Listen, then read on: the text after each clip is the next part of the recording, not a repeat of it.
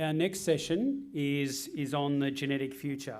So when you think of the improvements in genetic potential over the last 20 years and the tools and the data that we have to support it, it makes you think, what will the next 20 years bring? So in this session, we've asked the question, what will the next generation of genetic tools and support to support the dairy industry's goals around productivity, efficiency, and environmental stewardship actually look like?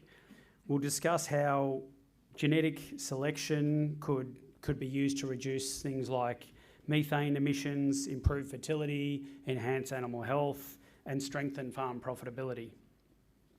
To give us some of these insights, we have one of the most respected voices in dairy genetics, in Professor Jennie Pryce. Professor Pryce is the Research Director at Agriculture Victoria Research and Professor at La Trobe University. Her deep understanding of what livestock producers actually need and their ability to translate that genetic research into practical applications is a really powerful combination. We will have some time for questions at the end, but please welcome Professor Jennie Pryce.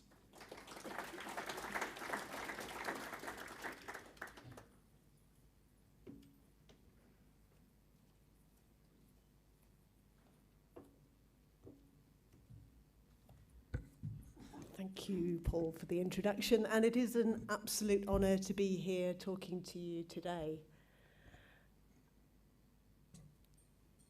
So I didn't think that I was going to see two revolutions in my career in terms of genetic changes that would revolutionise the way that we do breeding. But I did witness the first with the implementation of genomic selection. And I'm super excited, actually, with what's coming in the future. And I won't blow my own thunder or steal my own thunder. Hopefully we won't hear any more in my talk, but here we go. I'll go and talk to you a little bit about how I see that shaping up. And I think that we're heading for another major breakthrough. So, in terms of the things that we have to get right for genetic improvement to work properly in dairy or any other agricultural system, there's two fundamentals. One is the direction that we're heading, so the steering wheel, if you like, and the other is the pace at which we make genetic change, so the accelerator would be the paradigm. So we're really fortunate in Australia that we have a very good direction for our breeding program through the selection indices that we have available to dairy farmers. And it's really pleasing that we don't just have one flavour, that we have three to accommodate different philosophies around farming practices. So we've got the Balanced Performance Index, which is focused primarily on profitability, the Health Weighted Index, which of course has more emphasis on health and fertility traits, and the new kid on the block is the Sustainability Index. And I will come back to that shortly, but basically, as we heard earlier this morning through Ian's talk, for instance, that has more emphasis on production traits and longevity as well as feed efficiency.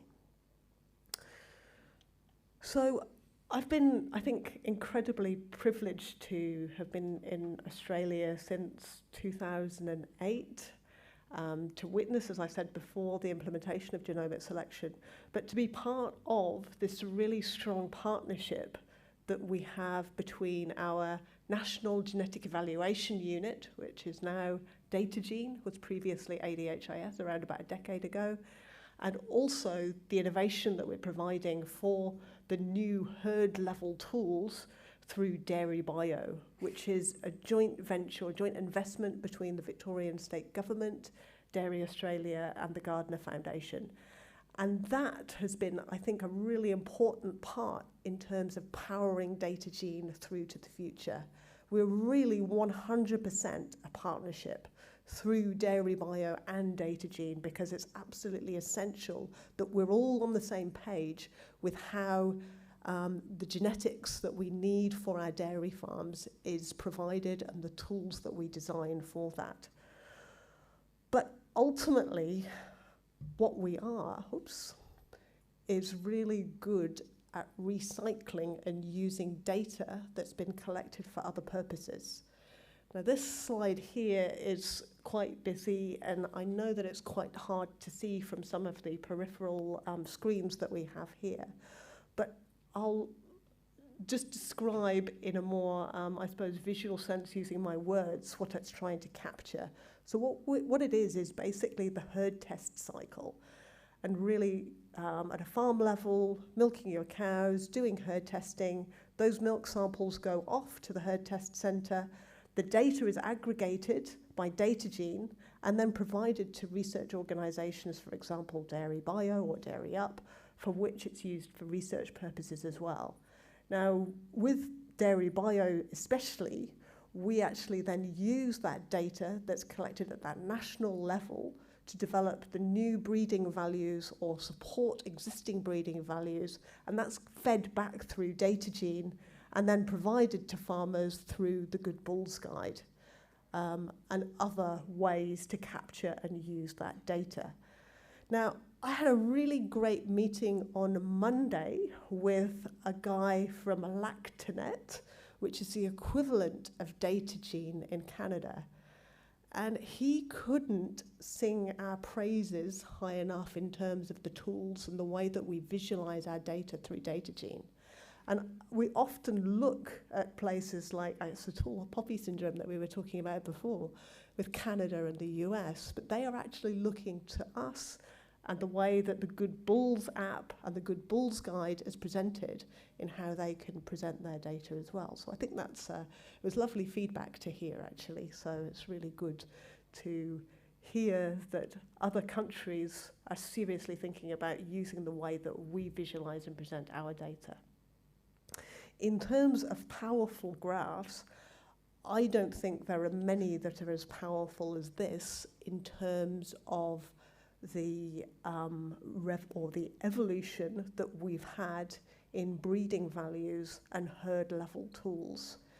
Now, on the vertical axis, you'll see is the BPI, or the Balanced Performance Index of sires of cows, and on the horizontal index is horizontal axis, or index axis, is the year of birth of the daughters. And you can see that there are three coloured bits at the end. There's green, blue, and this kind of pinky orange colour. And that represents the major investment that we've had in dairy genetics research. So it actually started in 2008, which was lucky because that's when I arrived here. And it really has helped us to deliver very many of these tools to industry through this consistent investment and support of the research that we're doing. So you can see above the line that there are a bunch of breeding values that the research has underpinned, and below the line there are all the innovations and the step improvements that DataGene have made to provide the infrastructure and so on to make improvements in sort of the Good Bulls app and so on. The thing that I really wanted to draw your attention to is how the slope of that line, in terms of the rate of genetic gain, has increased quite markedly since around about 2012. And that is through the implementation of genomic selection. It has accelerated the rate of genetic gain that we see in our dairy populations. Now, the new kid on the block, as I mentioned before, in terms of indices, is that sustainability index. That's one of our last innovations that we've introduced, in addition to improving the heat tolerance breeding value. And we've also provided quite recently a list of lethal recessives that occur through, say, mating-related animals, so inbreeding. Now, as I mentioned before, we are the ultimate when it comes to using data that's been collected for other purposes. Now, when you ask ChatGPT or an AI sort of device to provide you with an image to show you how sensor devices might look. It literally comes up with a Fitbit. That's how it sees a sensor device, or I guess an Apple Watch. So I thought, yeah, okay, it'll work for this presentation. But it is, I think, the new source of data that's really going to change the way that we evaluate breeding values. Now, why is that? Because it's a hands-free way of getting more objective measurements on farm to a broader range of things than we've been able to capture before. So I do think that it is an absolute love match in terms of being able to use this sort of data, objectively record data on many traits to provide the next step change in terms of genomics.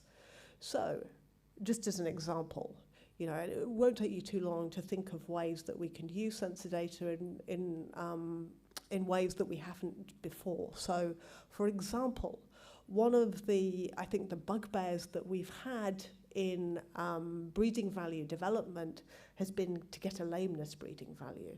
It may be possible to combine, say, the time budgets for cows that spend time lying or that come consistently at the back of the cows into the milking parlour and so on to provide data that could be part of a new lameness breeding value. That's just one example. I think there are other easier things to tackle first. Things like we're already using sensor data, for example, for heat tolerance. And we heard this morning, for example, with Anna, talking about how we can use sensor data for potentially evaluating heat stress in animals. There's some really big challenges to overcome, though, before we can really use this data properly. And a few examples are, the first being that my PhD student, Laura Jensen, who's worked very closely with the Dairy Up team, has come to this conclusion in her PhD that the traits that may be great as breeding objectives using sensor data are not necessarily the same that are useful for management decisions. Now, that may be a little bit challenging to get your head around immediately, but it's because we're looking for the biological signals that will help with genetic improvement rather than helping management. So she's looking at heat tolerance and working with several different data sets from both Australia, working with the Dairy Up team again, and also from a Canadian data set where we've got a different type of wearable device. The other challenge that we have, and I will not mention a particular brand of sensors, but there are some that are not really, I think, playing fairly in the space in terms of allowing their data to be used for other purposes. And that's a major challenge that's being tackled globally by an organisation called IDDEN, where we're looking at how we can, first of all, exchange data, make it findable, make it accessible, interoperable, and reusable. This is what's called the FAIR principle, and it's absolutely fundamental in terms of being able to use this type of data for many different purposes. Now, what's really inspired me today about the talks that I've heard is that there's so many great ideas, so many really good innovations in terms of phenotypes that could potentially be useful for animal breeding. But we need to do a really good job of bringing together that data and making it available for all of the researchers to use and to get the best value out of it for the dairy industry. And I do think that there's a major challenge for all of us to put our heads together there. We are trying, but it is obviously quite difficult to do that. But I think that's one of the potentially the really big steps forward that we can make in all areas of animal science. But I do think that it takes out-of-the-box thinking to come up with the best solutions for any area that we work in dairy science, but particularly for genomics. It quite often comes from left field in terms of the new things that will make a big difference. And actually, it's the phenotyping right now that is the game changer. We've got the genomic side of things really well defined. We're absolute experts at that. We all need to work together as animal scientists and veterinarians to get that phenotyping side together. And then the tools in terms of genetic improvement, health monitoring, reducing environmental impact will come. The thing, though, that I wanted to caution here was that we have, I think various people have talked about at a high level their statistical approaches and using AI, and this is absolutely fantastic in safe hands. But it does become rather dangerous in the hands of people who are perhaps playing with the data. And I do think that that is a big risk. Anybody right now, if you've got ChatGPT on your phone, you can ask it to write R code for something quite complex, and it will generate R code that works, and you can use it. And if you're good at interpreting the results, that's fantastic. But if not, it could be a little bit like a kid driving a Ferrari. So my kid would love to drive a Ferrari, but I don't think I'd be too comfortable with her doing that right yet at the age of 9. So reducing methane, I'm going to start, I suppose, taking a little bit of a detour and talking about methane specifically, because I wanted to bring in an example of a trait that is inevitably going to be important for our collective future. Now, the first thing that I wanted to say is that I really do not think that cows are part of the problem. They're a really important part of the solution. That is because reducing methane is the fastest way to address climate change in the short term. So do not accept anybody blaming cows, but please say that we are an important part of the solution, and together we can crack this. So why is that? Why are we part of the solution? Well, the reason why is because the lifespan of methane in the atmosphere is much less than carbon dioxide. So actually targeting methane is a sensible strategy to try and curb global warming. It's a better thing to tackle right now than carbon dioxide, for instance, if we want to bring that into check as soon as we possibly can.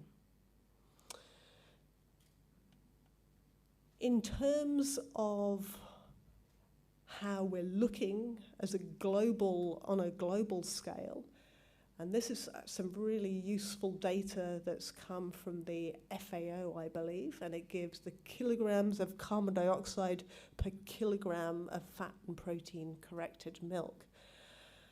And you can see that you maybe can't see on those outside screens, but on the central ones, hopefully, that the global average is about 2 and a bit. But Australia's looking pretty good in terms of the ranking. We come in at 0.91. But I hate to tell you with my very British accent that the Poms are slightly ahead. And I hate to tell you with my New Zealand passport that the Kiwis are rocking this chart. So go the Kiwis. But actually, our pasture-based systems are pretty good when it comes to this way of evaluating, and this has obviously taken the entire system, the carbon footprint per kilogram of milk solids. So what are the solutions? Well, there are many, and I'm sure that you've heard of the many different solutions, but breeding is a really powerful part of this. Now, this is, again, using data that comes from an independent source, but we've tried to put it together into a useful graph for you to digest. And I guess some of the major levers that we have to reduce methane intensity, I should say, is to increase milk production, because obviously we're diluting the emissions per kilo of milk solids. And we saw that beautiful graph that Ian put up very early in his presentation to show that very, I think, clearly. But the other major driver is genetics. And there's a huge potential to use genetics to reduce methane emissions. Now, there are many different levers that we can use, and we've currently pulled the ones that we can, and that is through the sustainability index by putting more pressure on production traits. So that's the Australian Selection Index, or the ASI, which is in that first bit, survival, and also feed efficiency or feed saved. Now, I do have a little bit of a video. I hope I don't go over time, but I think it's quite good. It's from Landline 2 years ago, which I don't expect many of you will remember, but it's a nice little demonstration of the sustainability index. Oh, can you hear it? No. Okay. No. Can we get volume on the? No. All right.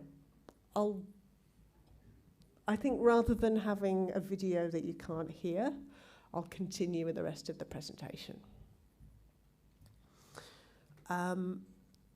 So the sustainability index, we project, and we've actually done quite a few calculations to show that using the sustainability index will reduce methane intensity by around about 5 to 10% by 2050. So that's a good start. And that's through putting more pressure on production, feed saved, and longevity. But we think that there's a lot more potential through being able to measure methane itself. Now, this is not for the faint-hearted, because it is a very complicated and expensive task to try and measure methane on individual cows. So whereas I was saying before that we are experts in recycling, you absolutely cannot do that with some of these very specialized traits.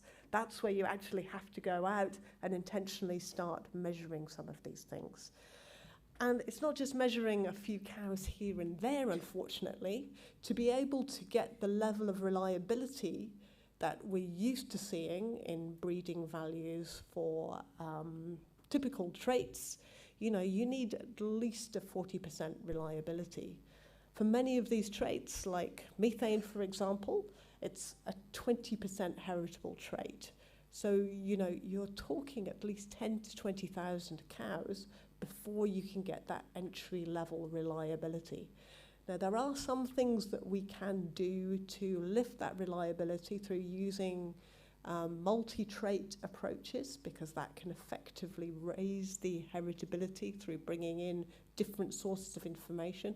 But it is a big, big task, and it requires, I think, a lot of innovation to really help us through. Now, the first thing that you have to do is to compare whatever way you want to measure methane to an industry gold standard. And we're really fortunate that through well over a decade of research at Ellenbank, we have got this fantastic gold standard for measuring methane emissions at pasture. And it's got this handy name called SF6 after the tracer that's used. But basically what we do is we put a backpack on the cow, looks a bit like this. Inside the rumen, you can see the methane going out as cow burps.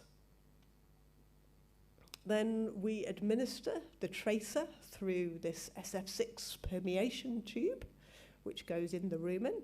And you can start to see that we get some greeny coloured things that are the SF6 markers. And it's released at a constant rate, so we know exactly what's happening.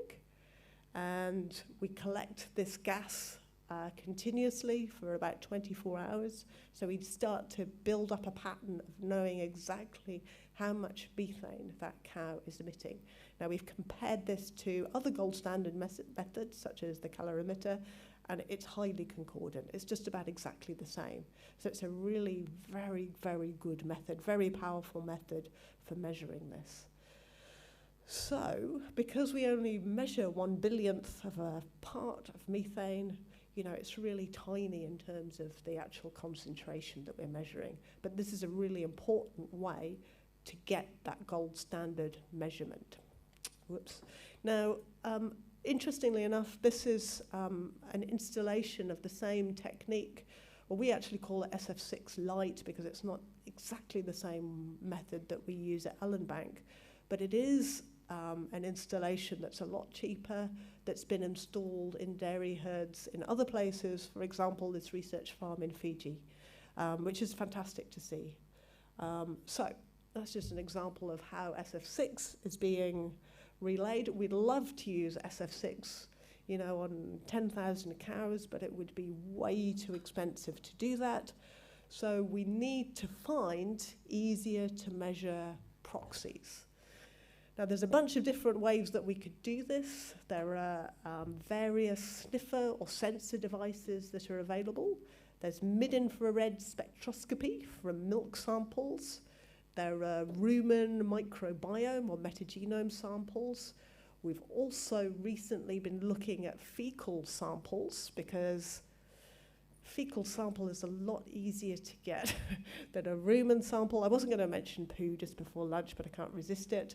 I literally saw the results of this analysis yesterday, and it's actually looking quite promising that we could potentially use fecal samples as a way to get methane measurements. At the moment, we've got a very small trial, though, so we'd need to validate that in greater numbers, but it's looking reasonably good.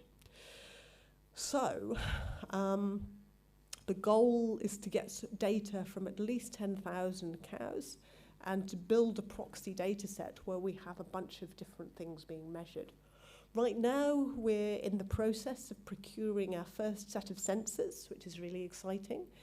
And we've done quite a bit of work already on MIR. There's actually a meeting the next couple of days for the CRC for zero net emissions, where some of the research will be presented.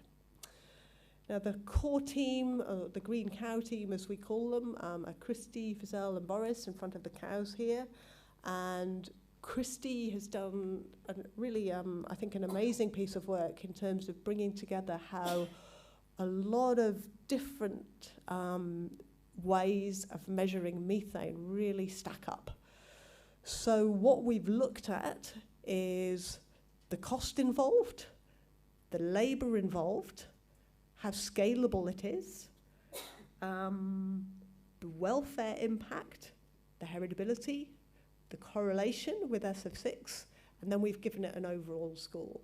So this is still quite rubbery. We're testing it with our colleagues at Ellenbank. This is Christy and my first shot at it, which is why I've said, please don't take a photo because it's definitely going to change. This is two people's opinion right now, and we need to get more of our colleagues on this space. But I really like the concept in terms of looking at these different measurement methods and then being able to make a really objective decision of what would be the most powerful mechanism to gather the phenotypes that we need to solve this problem. And actually, milk MAR and sensors do look like they are the right thing to tackle. So I do think we are on track to achieve our 2050 goal of getting real methane into our breeding objective and actually using genetics as, I guess, the way that hopefully we won't end up paying for this challenge forever. So by having a genetic solution, of course, we'll reduce our reliance on feed additives, for example. But there is the potential to reduce it further still through stacking of different technologies. Now, I just wanted to finish off on two other bits of food for thought. And this is, I think, really a conversation starter rather than me providing an answer, is what if we do start genotyping more heifers? What would that provide to our industry? It would help us to increase the rate of genetic gain because it would enable farmers to make better decisions with selecting replacements for their herd and cutting out the ones that are not quite so good. Greater control of matings. The barrier right now, as I see it, I think, is the cost of it. So what if we could do something to bring down the cost of genotyping? And this is something that I'm currently challenging the team at AgVic with, and to see if we could do something to help bring down the cost of genotyping.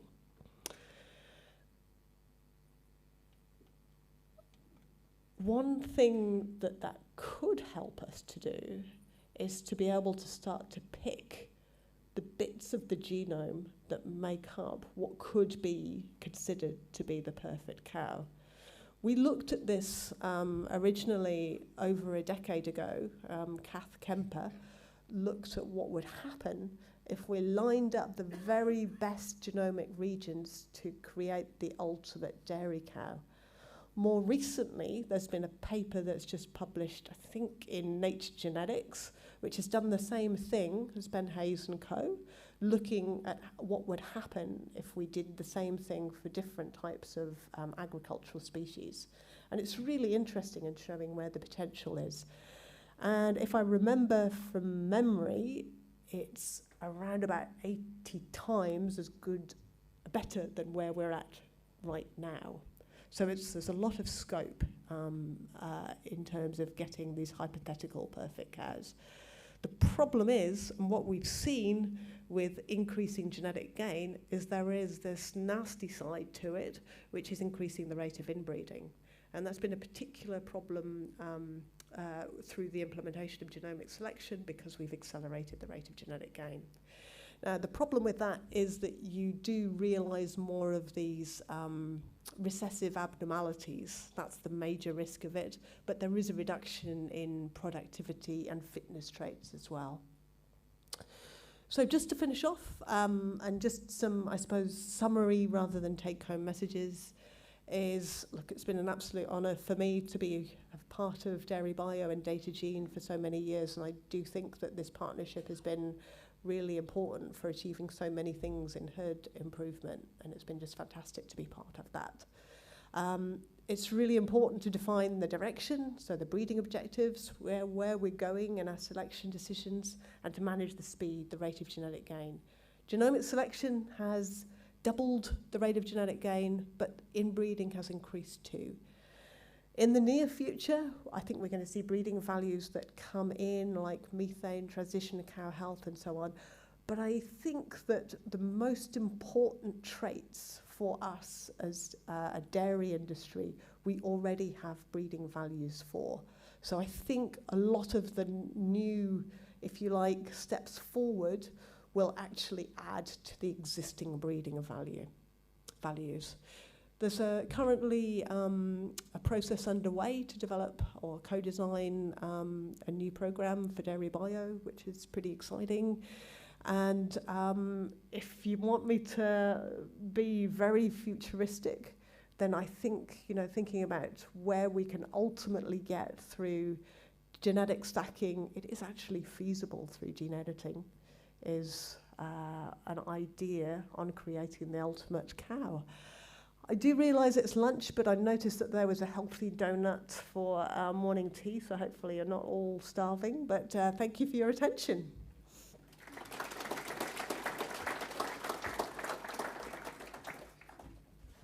Thank you. Right, we've probably just got time for one or two questions before we break for lunch. Oh, sorry. It's more a comment, Jenny, about one of the things where you've obviously been puzzled by what I was puzzled by. The Kiwi figures on the FAO are actually well fudged. So, my poor Kiwi colleagues, What they did was they amortised 25 years of prospective non-land clearing into their model, which then made them, improbably on a physics basis, the most efficient. It's worth having a look at.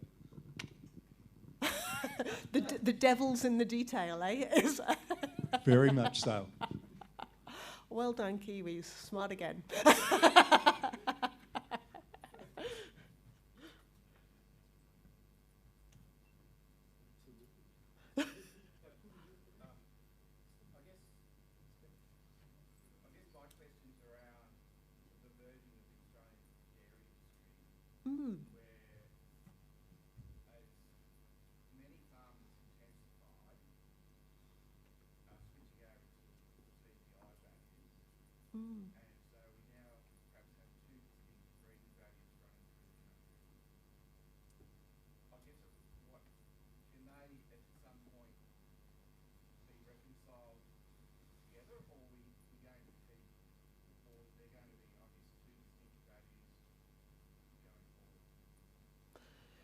So it's a really interesting point, and and I certainly accept that when you're running a system that at face value appears to be more aligned to a North American system, that it then makes logical sense that you would use breeding values that are more appropriate.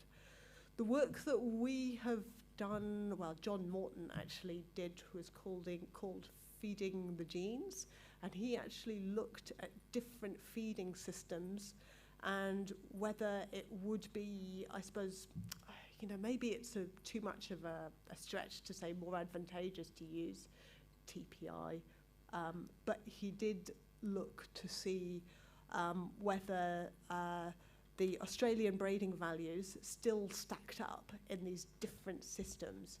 And the short answer is they do, that we don't see enough genotype by environment interaction to make that distinction from the standard breeding values. But I think, we should certainly be receptive and open to having potentially customized overall breeding objectives, so a selection index which captures more of the philosophies around those more intensive systems. But there'd have to be, I think, quite a swell of momentum to be able to carry that to actually effect change at data genes. So, yeah, that's probably the best answer I can give you. Thank you. All right, I think we're going to have to call it quits at that. Thank you again. You're welcome.